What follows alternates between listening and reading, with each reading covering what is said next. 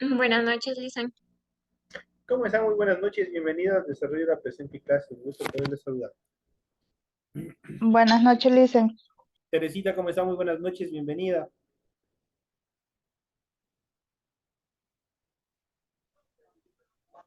Buenas noches, Licen. ¿Cómo está Edith? Buenas noches, un gusto saludarle.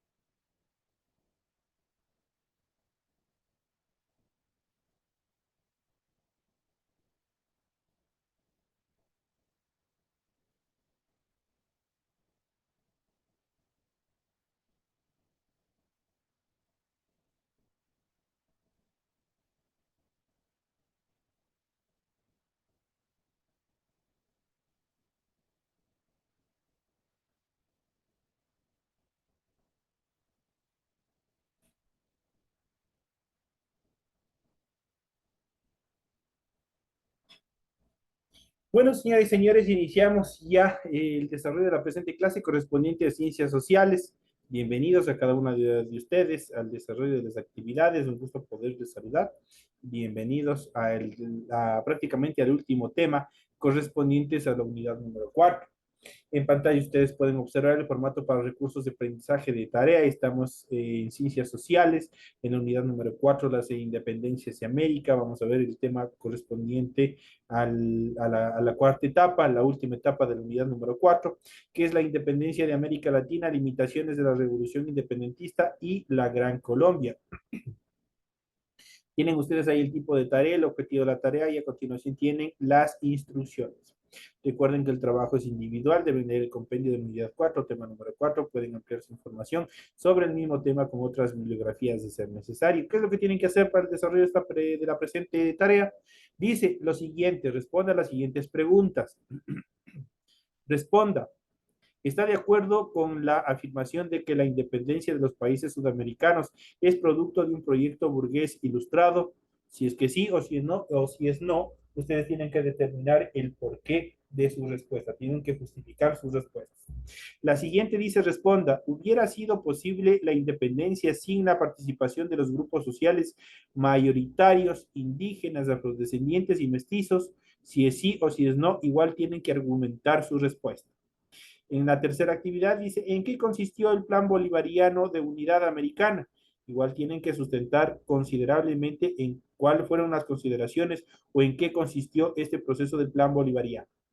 Y por último dice, responda, ¿se puede decir que la falta de unidad entre los grupos sociales llevó al fracaso de la Gran Colombia? Igual tienen que sustentar, tienen que dar una respuesta contundente a esa y a todas las preguntas que ustedes pueden observar aquí en relación a su tarea. Recuerden que deben entregar su tarea, el desarrollo de su trabajo es de forma escrita, clara y ordenada. Deben cumplir con la rotulación de la hoja fundamental con toda la información pertinente, deben leer las recomendaciones, la rúbrica de calificaciones y a continuación tienen la información para el desarrollo de los recursos de plataforma. Estamos en unidad número 4 con el tema de la independencia de América Latina, limitaciones de las revoluciones independentistas y la Gran Colombia, correspondientes a la última semana de la unidad 4 de fecha 12 de junio del 2023.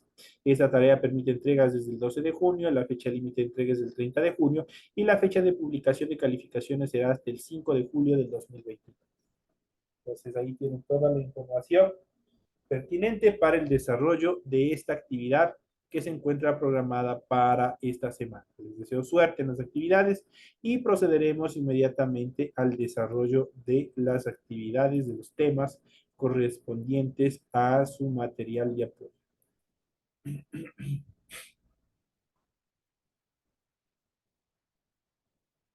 Vamos a iniciar viendo la independencia de América Latina. Dice, los criollos, ya sabemos quiénes eran los criollos, ya hemos tratado en otros temas. Descendientes de españoles nacidos en América había generado una identidad propia, americana y ano española, que los cohesionaba como grupo con intereses políticos y económicos propios, ya muy aparte de los intereses españoles. La Ilustración llegó a Latinoamérica de la mano de los criollos, pues estos accedieron a la educación universitaria y mantenían contactos con círculos intelectuales europeos, es decir, con pensadores, con ilustrados europeos. Uno de los principales americanos ilustrados fue Eugenio de Santa Cruz y Espejo, quien promovió la libertad, la necesidad de un gobierno autónomo, escribió sobre los derechos de las mujeres y de los indígenas, se preocupó por la educación en todos los niveles y las condiciones socioeconómicas existentes. Escribió varios tratados en contra de los regímenes que existían en la Real Audiencia y fue un precursor de la integración económica en aquel entonces. El movimiento juntista en América. Las regiones que primero proclamaron estas juntas fueron las más afectadas por las medidas económicas introducidas por las reformas borbónicas. Por ello, las interpretaciones históricas más recientes de estos movimientos juntistas sostienen que no necesariamente buscaban independencia desde su inicio, sino más bien autonomía de las sedes virreinales y que por ello conformaron gobiernos autónomos liderados por una élite que desconocía a las autoridades españolas. Seguramente las relaciones de los virreyes, capitanes generales y presidentes de las audiencias determinaron que las intenciones fueran evolucionando. Muchos movimientos como el de Quito o el de México fueron duramente reprimidos por los españoles en aquel entonces. Dentro de las causas de las revoluciones independentistas, se puede citar a las más preponderantes. En primera instancia, la crisis de la monarquía española fue fundamental. Una vez que tuvieron ellos su propia guerra allá en Europa entre franceses y españoles, prácticamente eso determinó una crisis monárquica, puesto que fueron impuestos como rey, habíamos visto en clases anteriores, fue puesto obligatorio al rey, perdón, al hermano de Bonaparte, quien prácticamente gobernó por un determinado tiempo, obviamente, pero por las características del nacionalismo que tenían los españoles, esto desató guerras internas hasta, obviamente, que desconocieron el poder de Bonaparte y esto permitió, obviamente, que regresaran el rey Borbón a gobernar, pero obviamente ya estaba en un proceso de decadencia, una crisis económica enorme, justamente por todos estos movimientos que también se dieron, por estas guerras que se dieron internas en Europa.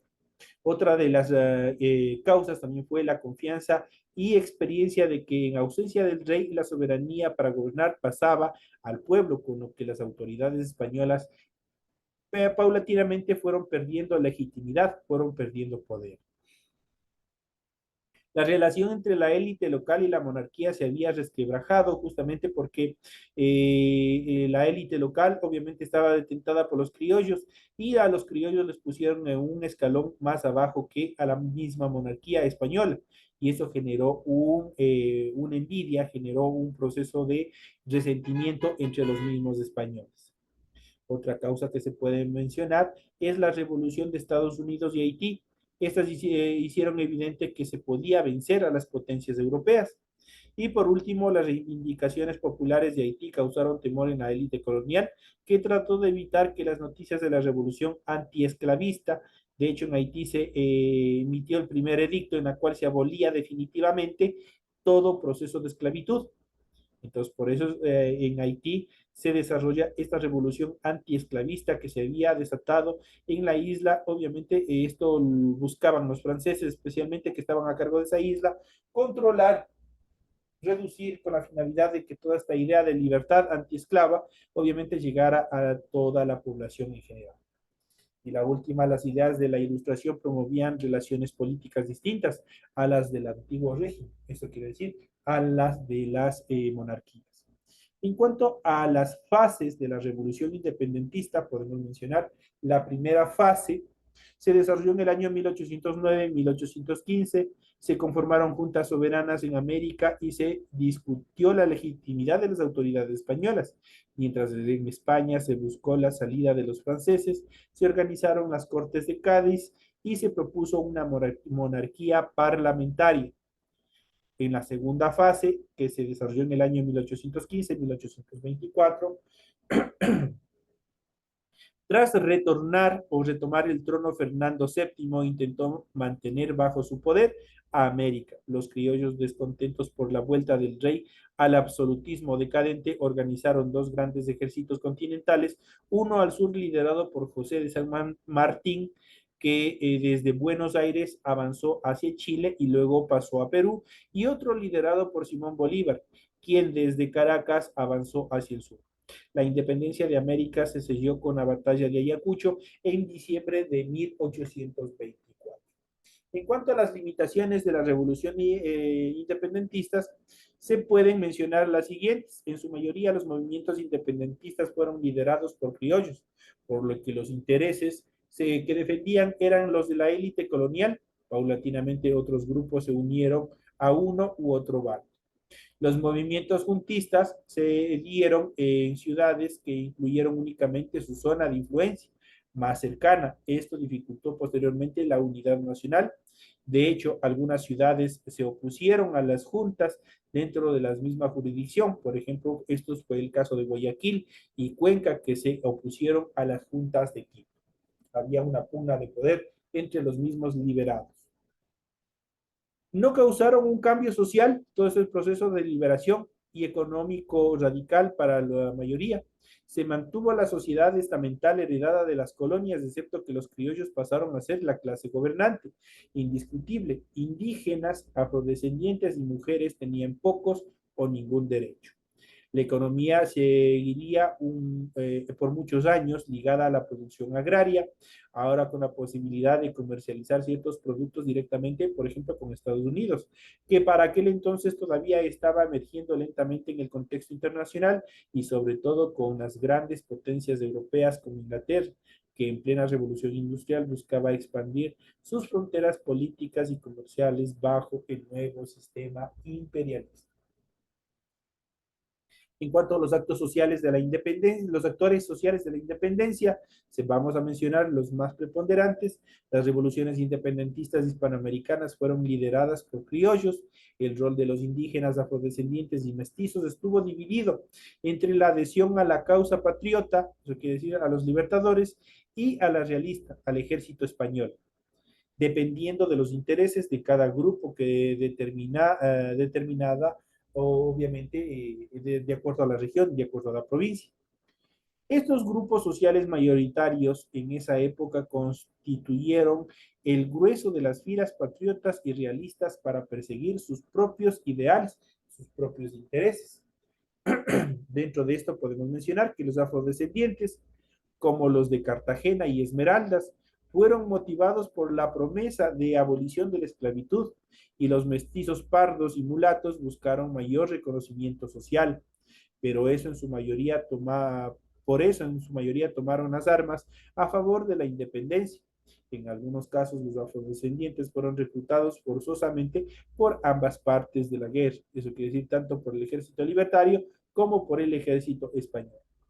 En cuanto a los indígenas, vieron con mayor recelo las nuevas ideas y en algunos casos prefirieron apoyar las causas realistas, eso quiere decir al ejército español, cuya legislación contemplaba ciertos privilegios y derechos para ellos y obligaba a las autoridades virreinales a protegerlos.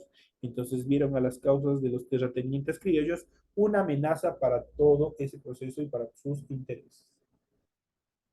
Por otra parte, el hecho de que algunos grupos indígenas como los de Santa Marta, Pasto y Coro, y afrodescendientes como los de Paita, se adhirieran a las causas realistas no implicaba una sumisión, sino una elección ante la amenaza que representaban los criollos para los intereses y privilegios que ya habían logrado. Importantes comunidades indígenas como las de Cochabamba, Cusco y Puerto Viejo se sumaron a la causa independentista, pues tenían una larga historia de lucha anticolonial. La falta de unidad de intereses entre todos estos grupos a lo largo de toda la Hispanoamérica fue una de las razones por las cuales la gesta independentista sufrió varios revés, pues los ejércitos realistas estaban integrados en su mayoría por americanos y las nacientes repúblicas fracasaron varias veces ante la falta de cohesión social, eso quiere decir ante la falta de la unidad, de esa gran unidad que todos debían tener. Vamos a pasar, luego de estos eventos que hemos visto anteriormente, pasamos ya a la conformación por parte de los grupos realistas de este gran ideal que fue la Gran Colombia.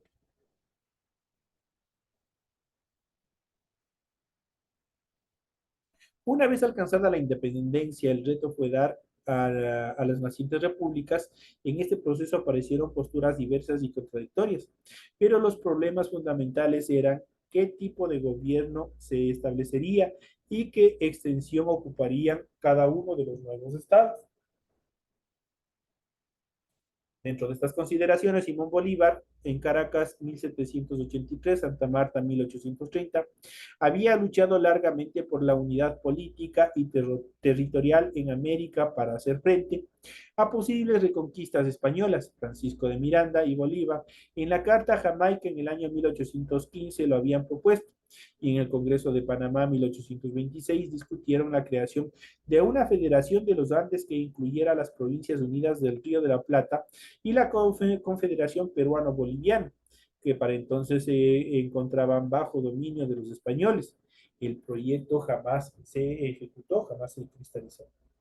Para perseguir este ideal en el año de 1819, sin que aún se concentrara la independencia se concretara la independencia de la audiencia de Quito, se promulgó en Angostura bajo el liderazgo de Bolívar la unidad territorial de la Capitanía General de Venezuela y el virreinato de la Nueva Granada, que en ese momento incluían los territorios de lo que hoy es Colombia, Perú y Panamá.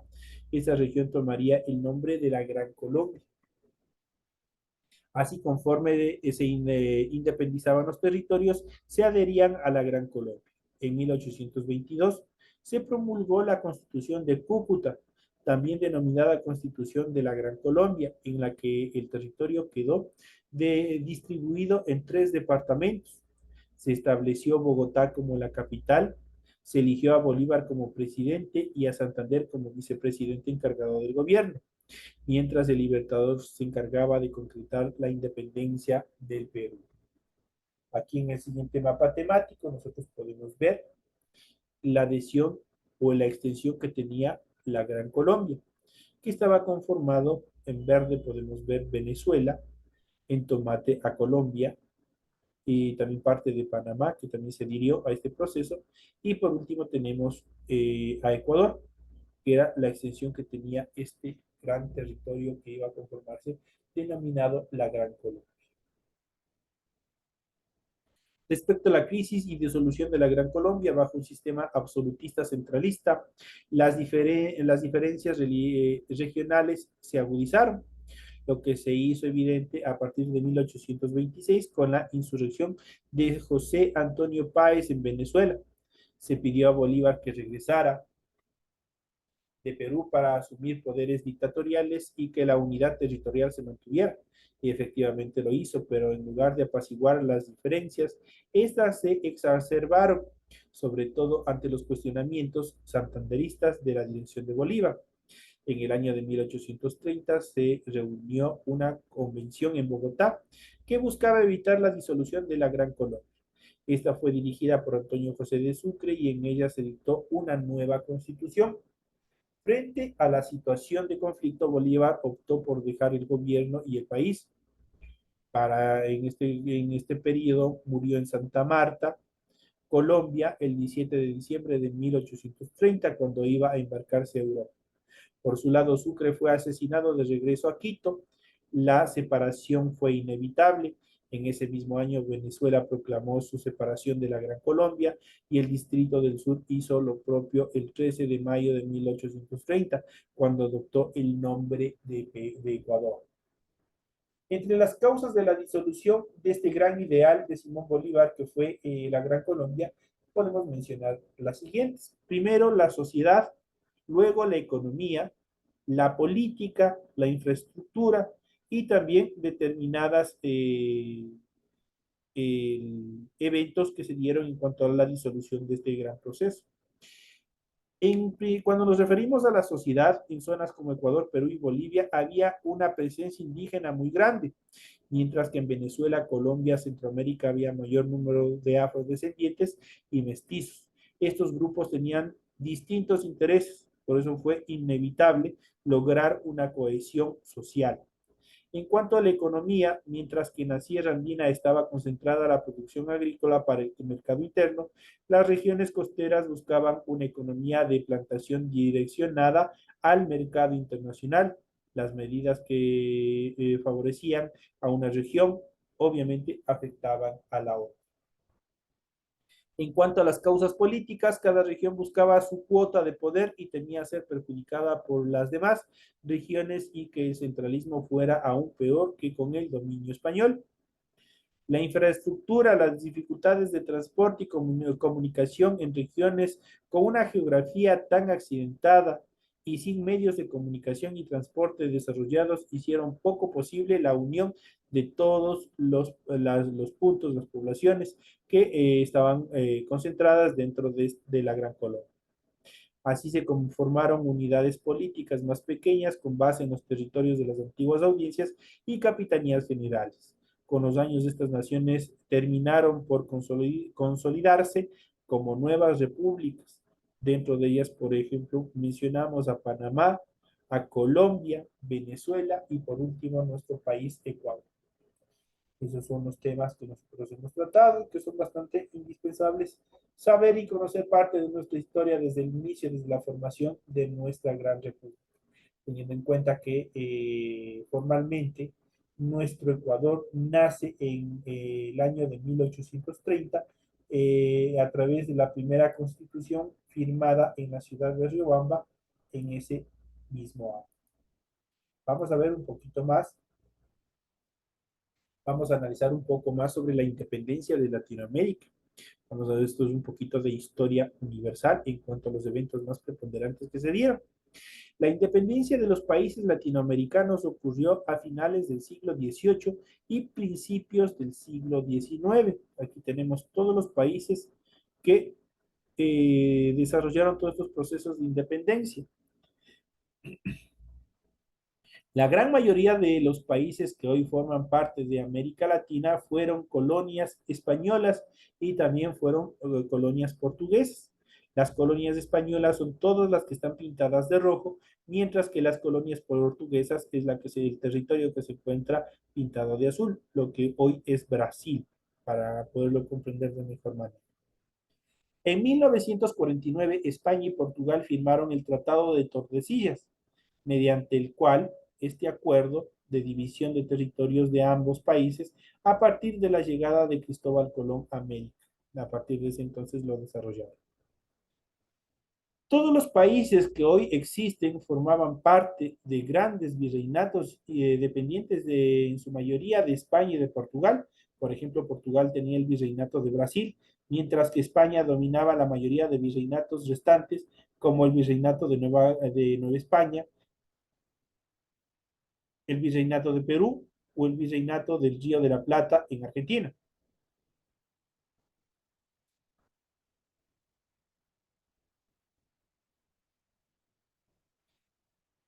¿Qué ideas sentaron las bases para la descolonización en América Latina? Vamos a ver.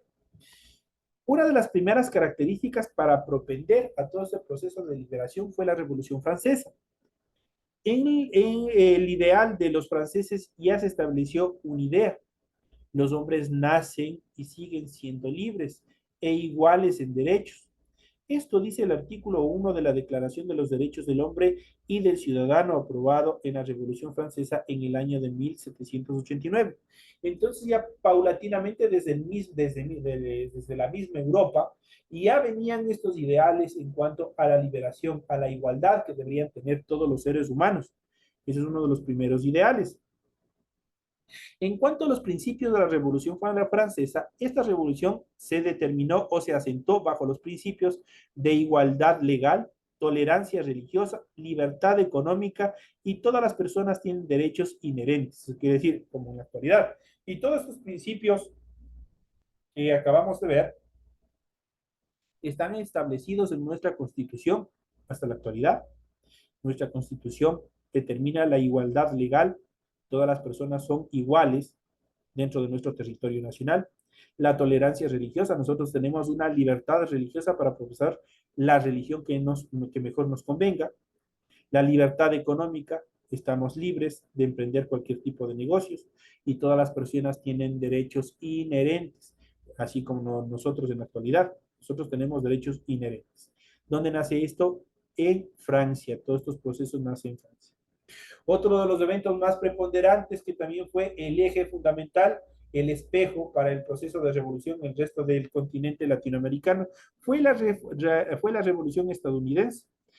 Ellos reconocieron justamente todos los determinados derechos que establecieron los franceses. Dentro de ellos podemos mencionar, todos los hombres tienen derechos inherentes.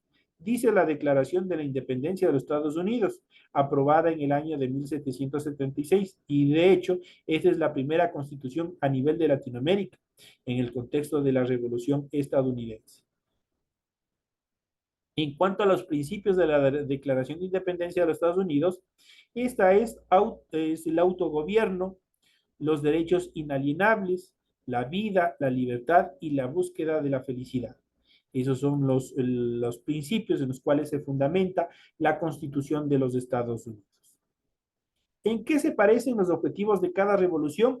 Ambas revoluciones coinciden en que todos los seres humanos nacen libres en derechos iguales. Cuando estallaron ambas revoluciones, la Hispanoamérica colonial era un mundo de crisis que seguía siendo formalmente dominado por las coronas europeas, por las casas europeas. ¿Cuál fue el factor que inició la descolonización en América Latina? Dentro de ellos podemos mencionar uno de los principales, los grupos sociales que establecieron dominio, por ejemplo, en Santo Domingo, en Haití. Aquí nosotros tenemos la pirámide Saint-Dominique Society, la sociedad de Santo Domingo, eso es la traducción, y aquí nosotros tenemos la pirámide, cómo estaba constituida esta pirámide de dominio. En la cúspide de la pirámide social se encuentran los blancos franceses, que a pesar de su número reducido tenían todo el poder político y económico en sus manos, mientras que el último eslabón se encontraba la mayor parte de la población de Santo Domingo, la cual estaba conformada en su mayoría por esclavos negros traídos desde el África. De esa manera ellos se gobernaban allá. Y de hecho, la mayoría fueron abusados, muertos en la mayoría de los campos de algodón que tenían los franceses en suelo haitiano. En cuanto a la revolución haitiana, en el año de 1789, Santo Domingo, actual Haití, producía y exportaba café y casi el 40% del suministro mundial de azúcar. Los aproximadamente 500,000 esclavos africanos que trabajaban en estas plantaciones superaban el número de propietarios blancos de plantaciones, y los negros libres eran menos del 10.1%. Eso en cuanto a la determinación de la revolución haitiana. Influenciados tanto por la revolución estadounidense como por la revolución francesa, los esclavos se rebelaron y después de una larga y amarga lucha proclamaron la independencia en Santo Domingo. Esta revuelta de esclavos fue la primera de la historia del Nuevo Mundo. Eso quiere decir prácticamente fue la primera en la cual obviamente ellos determinaron la abolición de la esclavitud en todas sus formas. En Latinoamérica, muchos virreinatos tenían una sociedad muy parecida a la de Santo Domingo, dominada por los blancos españoles que tenían el poder político y económico absoluto. También tenían la misma pirámide que se hacía en Haití, la Latin America Society Pyramid, la pirámide de la sociedad latinoamericana. ¿Cómo crees que vieron otras colonias latinoamericanas a la revolución haitiana y su posterior independencia? Con estructuras sociales similares, la revolución haitiana alentó a las colonias latinoamericanas que también pudieran obtener su independencia y también su libertad. ¿Cómo se desarrollaron los movimientos independentistas latinoamericanos? A raíz de la Revolución Francesa en el año 1789-1799, la independencia de Estados Unidos 1776 y la Revolución Haitiana 1791-1804, muchas colonias latinoamericanas empezaron a desarrollar movimientos independentistas. ¿Cuál fue el patrón de progresión de los países que lograron su independencia? Primero se independizaron las colonias sudamericanas, luego colonias centroamericanas y finalmente las colonias caribeñas con algunas excepciones. Entonces ahí tenemos la cronología básica en la cual se desarrollaron. El primer país latinoamericano en obtener su independencia fue Haití en el año de 1804. Esto puede ser una pregunta de examen. Pues ya saben cuál fue el primer país en obtener su independencia de los países latinoamericanos. Este fue Haití en el año de 1804. El último país latinoamericano en obtener su independencia fue Belice en el año de 1981. ¿Cómo afectó la doctrina Monroe en la independencia de los países latinoamericanos? La doctrina Monroe sintetiza en la frase América para los americanos. Esta frase, dicha supuestamente por el quinto presidente de los Estados Unidos, en este caso por Monroe, prácticamente fue un cuchillo de doble filo, una espada de doble filo, porque entre comillas a nosotros nos protegían, supuestamente los Estados Unidos nos iba a proteger, pero también nos condenaba a ser sumisos al nuevo modelo imperialista que se desarrollaba.